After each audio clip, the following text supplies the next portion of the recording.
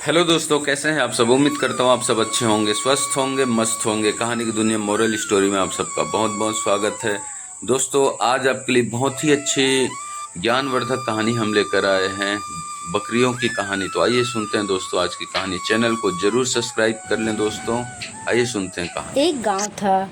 उस गांव के पास ही एक जंगल था। गांव और जंगल के बीच में एक नदी थी। उस नदी को पार करने के लिए गांव के लोगों ने एक लकड़ी का पुल बना रखा था। पुल की चौड़ाई बहुत ही कम थी, इतनी कम कि उस पुल पर एक बार में एक ही आदमी या पशु आ या जा सकता था। एक दिन उस पुल पर दोनों तरफ से एक एक बकरी आ गई। जब दोनों बीच में पहुंच गई तो एक बकरी ने कहा, तू कहाँ जा रही है? इस पर पहली बकरी ने जवाब दिया, मैं अपने घर जा रही हूँ।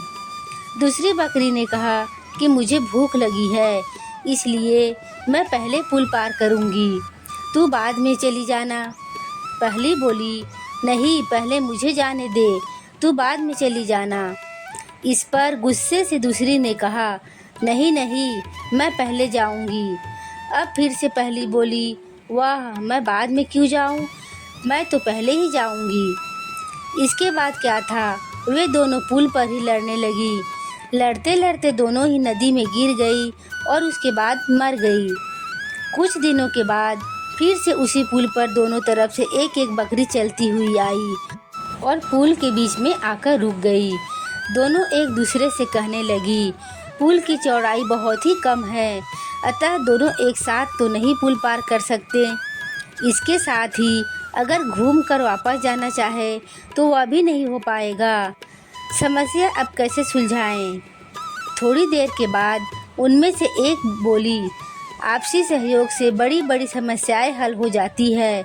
ऐसा करते हैं कि मैं पैरों को आगे पीछे लंबे करके लेट जाती हूँ, तुम मेरे ऊपर होकर निकल जाओ। जब तुम निकल जाओगी तो मैं भी अपनी दिशा में चली जाऊंगी।